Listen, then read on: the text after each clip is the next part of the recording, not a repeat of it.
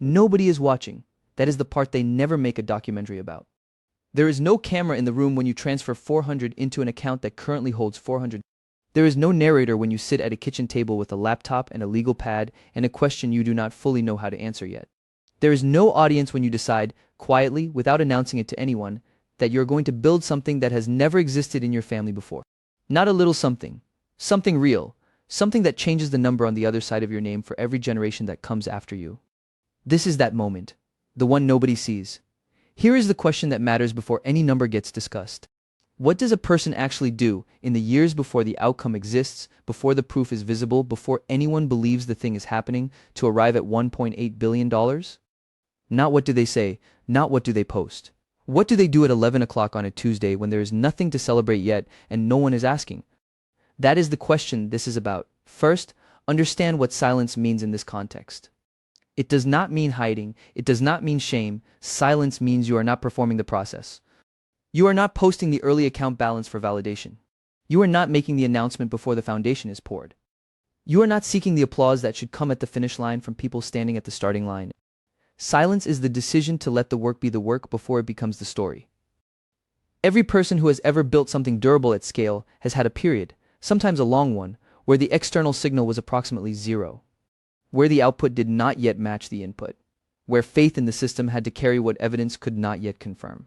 That period is not the prelude to the real story. That period is the real story. Now add the specific weight that comes with being first. You are the first person in your family to do this. Not the first to try, the first to do it at this scale, with this intentionality, with this level of construction behind the outcome. That carries two things simultaneously, and they do not resolve each other. The first thing is pride, not arrogance. Pride. The kind that sits quietly in your chest when you realize that a decision you made at 24 with 1,100 in a spreadsheet and no mentor and no template is going to matter in ways that extend 40 years past your own retirement. The second thing is fear, not paralysis. Fear. The kind that reminds you there is no one ahead of you on this path who came from the same starting point and can tell you exactly where to step. There is no family member to call who has navigated a capital gains tax question on a 7-figure portfolio. There is no dinner table story about what to do when the first fund gets to $1 million and the second is close behind. You are making the blueprint while walking on the ground it is supposed to cover. That matters because it means the errors are original. And because it means the wins are original too. Nobody handed you the access code to this. You are generating it from inputs that did not come with instructions. Which brings the focus directly to the question of how. Not inspiration, not mindset, not a philosophy. The mechanics. The specific, repeatable, unglamorous architecture of choices that compound into outcomes nobody around you expected and that you could not have described in precise detail when you made the first one. Because here's what $1.8 billion actually is at the beginning. It is a decision about 400 made in a room with no audience. It is a legal structure chosen carefully before the income justifies the legal fee. It is a reinvestment made automatically during a month when you could have used the money for something visible. It is a conversation not had at a dinner party because the work is not ready to be explained and you know that explaining premature work is a form of spending it. It is 100 versions of that. It is 1,000. The core frame for everything that follows is this. Systems over luck. Repeatable actions over inspiration events. Compounding over time in the same direction without interruption. The person who arrives at $1.8 billion did not get lucky at one pivotal moment and ride it forward. They made a series of structural decisions, most of them boring, some of them uncomfortable, none of them cinematic, and they did not stop making them when nothing external confirmed the direction was right. The confirmation came later, the decisions came first. You are going to experience these decisions the way they actually happen. Not as a highlight reel narrated from a distance, not as a retrospective where the outcome is already known and every choice reads as obviously correct. You are going to sit inside the moment before the outcome exists. You are going to feel the weight of the choice when the choice is just a choice and not yet a chapter in a success story. The promotion is not announced yet. The portfolio has not crossed the threshold yet. The deal has not closed yet. You are going to make the decision from inside that uncertainty, the way it was actually made, because that is the only honest version of this. That is the only version that is useful to you, because if you watch the highlight reel, you learn what winning looks like from the outside. If you sit inside the actual decisions, you learn what building looks like from the inside. And building is the part you can replicate. The outside of the outcome is not a skill. The inside of the process is. So here's where this starts. Not at the billion. Not at the moment the number became real to anyone outside the room. It starts before that, It starts at the table, with the laptop, with the legal pad, with the 400 in the question, in the room where nobody is watching. This is what happened in that room. The problem comes before the product. Always. This is the first thing you learn and the last thing most people actually do. You are not looking for a market. Markets are abstractions. You are looking for a person. One specific person with one specific pain that is urgent enough that they have already tried to solve it and failed. The pain has to be urgent, not interesting, not theoretical, not something they would fix if they got around to it. Urgent means they lose sleep over it. Urgent means the problem costs them something measurable every week it is not solved. Urgent means when you describe it back to them, they lean forward. You find that person before you build anything. You find them and you sit with them and you ask them to walk you through the worst part of the problem in detail. You listen for the part where their voice changes. That is where the engine starts. The offer you build has to be measurably better, not differently marketed, not cleverly positioned. Measurably better in a way they can explain to someone else in 2 sentences. A clearer promise than what they have now. Faster delivery than what they can find. Lower risk than what they are currently tolerating. You pick one of those 3 and you make it undeniable. You do not try to win on all 3 simultaneously. That is how you end up being nothing specific to no one in particular. You choose the dimension that matters most to the person you identified, and you design the entire offer around that one dimension until it is not a close call anymore. This is not a pitch exercise. This is a design exercise. There is a difference and it matters. Now validate it with real transactions, not opinions. Opinions are free. Opinions are also almost completely useless as signal at this stage. Someone saying they would probably use this is not the same as someone giving you money for it. Someone saying that sounds interesting is not the same as someone coming back a second time. The only feedback loop that tells you something true is a real transaction with a real person who had a real alternative and chose you anyway. That is the validation. Everything before that is hypothesis. You treat it like hypothesis. You do not mortgage a future on a hypothesis that has not been tested. You run the test small. Deliberately small. You want to be wrong fast and cheaply, not right slowly and expensively. Every early mistake is tuition. The goal is to pay as little tuition as possible per lesson and extract as much learning as possible from each transaction, whether it closes or doesn't, whether the customer returns or disappears. The feedback loop has to be tight enough that you can actually adjust based on what it tells you. Then you design the unit economics before they matter. This is the part where being first in your family to do this creates a specific kind of vulnerability. Nobody sat across a dinner table from you and casually explained what margin means for a service business or what payback period means for a customer acquisition cost. You do not have the inherited vocabulary, so you build it yourself deliberately, early, even when the numbers are too small for the structure to feel necessary.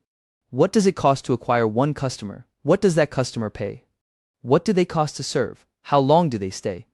When does the money you spent to get them come back? You know these numbers before the business is large enough for them to be comfortable. You know them when they are uncomfortable.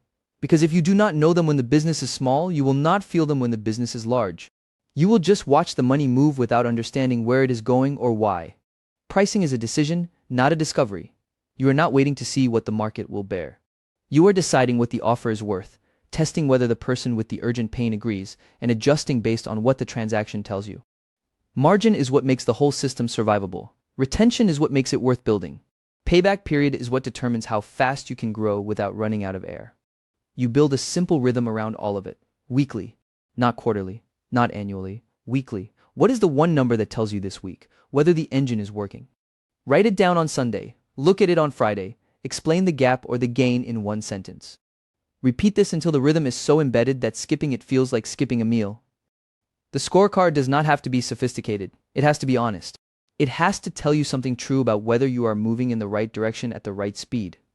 The constraints are not obstacles, the constraints are the advantage. You do not have external funding, so you cannot waste money on the wrong hypothesis. You do not have a large team, so every hire has to matter immediately. You do not have a brand yet, so every transaction has to earn the next one on the quality of the last one alone.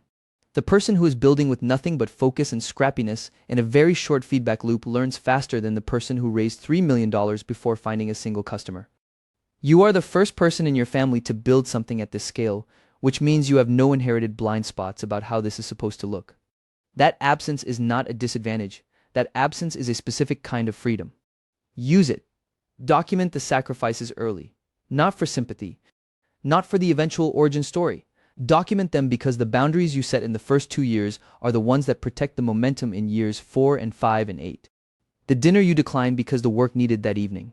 The partnership you pass on because the incentives were not aligned. The shortcut you do not take because you already know it leads somewhere you do not want to be. Write these down in the same place you write the numbers. Because those decisions are also numbers. They are just denominated in something that does not appear on the balance sheet until much later. The engine does not announce itself when it starts running. It just runs, quietly, in the same direction, without an audience. That is how you know it is real. At some point, the engine stops being something you run and becomes something you feed. You hire the first person and the entire nature of the work changes. Not gradually. Immediately. The day someone else's rent depends on what you built, the thing you are doing is no longer just a business. It is a responsibility. You feel the weight of that differently than you expected. You do not mention it to anyone. The first 3 hires determine more about the culture than the next 30. Not because of skill, though skill matters, because of what they accept as normal. Because of what they model for everyone who comes after them. You are not hiring for resumes at this stage. You are hiring for values, for the ability to think clearly under ambiguity, and for the specific strengths you do not have. That last part requires an honesty about yourself that is uncomfortable and necessary. You know what you are good at. You build around what you are not. Complementary does not mean agreeable. It means the gaps are covered by someone who actually owns them. You make this explicit in every conversation before an offer is extended. Here is what we expect. Here is how we communicate when something is wrong. Here is what it means to do this job well, and here's what it means to fall short. Clarity before employment is not coldness. It is respect. The person sitting across from you deserves to know what they are walking into. You give them that. Psychological safety is not a corporate phrase you adopt because it sounds current. It is the practical recognition that if the people around you are afraid to tell you when something is broken, the thing will break quietly, all the way to the foundation, before you see it. You build an environment where the information flows toward you, not away from you. This means that when someone brings you a problem, the first thing you do is not assign blame. The first thing you do is listen for what the system failed to prevent. Most problems are not people problems. Most problems are process problems wearing a person's face. You document what works. This is the part that most people skip because it feels administrative and the work itself feels urgent, and the gap between those two things is where most companies quietly stop being scalable. You write the playbook when the process is fresh. You write it while you still remember why each step exists and what happens when you skip it. You automate the parts that do not require judgment. You standardize the parts that do not require creativity. You protect the parts that require both by keeping them close to the people who are best at them. The goal is not to remove human judgment from the work. The goal is to make sure human judgment is not being used to answer questions that have already been answered. By the time the business is generating real revenue, the fundamentals have to be non-negotiable. Cash management is not a finance function. It is a survival function. You know your runway at all times, not approximately, not directionally, precisely. You know what 90 days looks like if nothing new comes in? You know what 30 days looks like if 2 large clients leave simultaneously? These scenarios are not pessimism. They are preparation. The business that runs out of cash before it runs out of potential is a tragedy that happens in small steps that each seem manageable. Legal hygiene is the thing you do before you need it. Contracts that clearly define scope, payment terms, and what happens when something goes wrong. Intellectual property that is owned by the company, not by the person who created it. Entity structure that protects your personal assets from business risk. You do not wait until there is a dispute to figure out where you stand. You figure out where you stand when there is nothing to dispute and everything is still cordial. Growth decisions require discipline in both directions. When to expand is a question about capacity, not opportunity. There is always more opportunity than capacity. That ratio does not improve automatically as the business grows. You say yes to the expansion when the infrastructure is ready to hold it, when the team can execute it without breaking what is already working, when the economics support it without requiring everything to go right simultaneously. You say no to the expansion that would require you to become a different kind of business than the one you actually understand. Saying no at scale is harder than saying no at the beginning, because the numbers attached to the no are larger and the pressure to say yes is louder. The discipline is exactly the same skill, it just costs more to exercise it. When to cut is the conversation no one wants to have until the alternative is worse. You have it early, you have it clearly. You have it with the data in front of you and without the emotional weight of sunken costs pulling the decision in the wrong direction. The person, the product line, the partnership that is not working does not improve by persisting.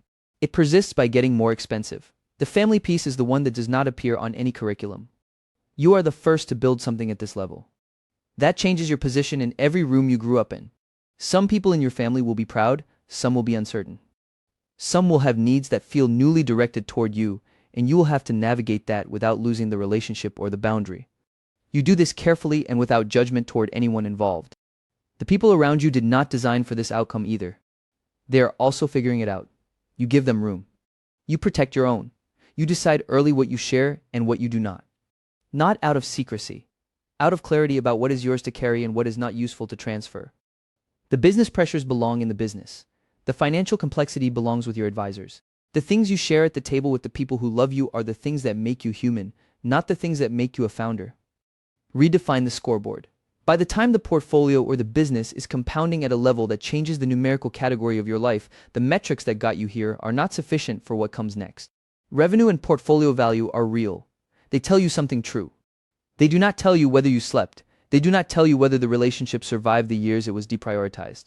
They do not tell you what your health cost you, or what it will cost you to repair it, or whether you still know what you actually enjoy outside of the work. Health is infrastructure. Relationships are infrastructure. The ability to be present in your own life is infrastructure.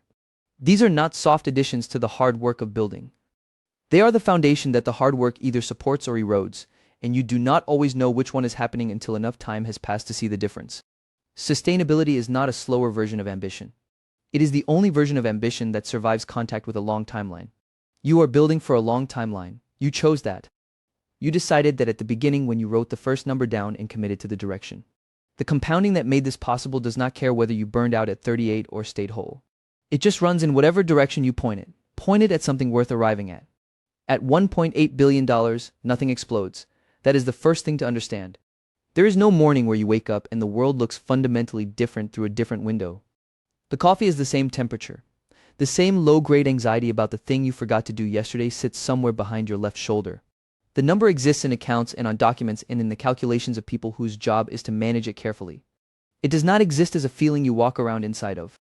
What exists is this: fewer dramatic moments, more consistent execution. The drama happened earlier, in the years when the margin between surviving and not surviving was narrow enough to feel. By the time the number reaches a scale most people will never personally reference, the work looks less like a climax and more like maintenance of something that took a very long time to build and would take a very long time to destroy, which is both the reward and the new responsibility simultaneously. The decisions get quieter and more consequential at the same time. At the beginning, a bad decision cost you 400 and a week of sleep. At this scale, a bad decision can cost structure, relationships, reputation, and years of compounding that no subsequent contribution can replace. The confidence that built this is real. It was earned across hundreds of smaller decisions that went right and a smaller number of larger ones that went wrong and taught you something you could not have learned any other way. That confidence now has to coexist with a seriousness about what is at stake that does not make you timid but does make you precise. Confidence without precision at this level is just expensive carelessness wearing a familiar face. The weight is also different than you expected. Not heavier in a way that crushes. Heavier in a way that requires posture. The people who work for you, the communities adjacent to your decisions, the family members whose financial lives intersect with yours in ways that are sometimes direct and sometimes not, they all exist inside the radius of what you built. You did not build it for any of them specifically. You built it through consistent choices, made mostly in private, sustained mostly without applause. And yet it affects them. That is not a burden to resent. It is a responsibility to carry with intention, which requires knowing what the intention actually is before the decision arrives. 4 things kept the climb steady, and they are not complicated. Focus, the ability to stay with the system when the noise around the system was loudest. Not every opportunity deserved a yes. Not every distraction deserved a response. The portfolio that reached this number did so because it was allowed to compound without being redirected every time something newer and louder appeared at the edge of attention. Integrity. Every number on every document reflects something that actually happened. Every agreement honored. Every obligation met or renegotiated honestly before it was missed. The trust that allowed this level of operation to function was built in small moments over years. It cannot be replaced once it is spent. Patience. Specifically the patience to let the process work without demanding that it produce evidence of working on a schedule that your anxiety prefers. The market does not care about your timeline. The business does not mature on your preferred calendar. The compounding that is visible at this scale was invisible for a very long time while it was still becoming visible. You had to be willing to keep working inside the invisible years. Learning. The willingness to be wrong in front of people whose opinion matters to you and to update accordingly without performing the update for approval. Every advisor, every mentor, every fee-only planner whose name you wrote down and whose words you actually used contributed something the spreadsheet does not show. The inputs were not just dollars, they were also decisions refined by information you did not have alone. Now here's the framework in its simplest form, because simple is what survives. Write down your current number this week, not the number you want. The number you have, assets minus liabilities, one honest line. Then identify one thing that is already compounding in the right direction and one thing that is leaking in the wrong one. Not 12 things. 2. Address the leak first, feed the compound second. Set a date to look at the same two numbers again. That is not a wealth strategy. That is a practice. And practice, repeated without interruption across a long enough timeline, is what a strategy eventually becomes. Your timeline is not the same as the one in this story. You might be 19 or 47. You might be starting from less than zero or from a foundation someone else built and left to you. You might be in a city where the cost of anything makes the numbers in this video feel like a different language. None of that disqualifies you from the same directional truth. The direction is what matters first. The scale follows the direction. It follows slowly, then at a rate that surprises you, then at a rate that requires a different kind of person than the one who started. You will become that person incrementally across ordinary weeks, the same way the number became the number. The first person in your family to build something like this does not do it by accident and does not do it all at once. They do it by writing a number down on a Tuesday and doing the next right thing, and then doing it again the following Tuesday, and continuing in that direction through every market drop and housing decision and quiet year, when nothing appeared to be happening except the thing that was always happening underneath. The next step is smaller than you think it needs to be. Take it anyway. Then come back here and tell us what it was.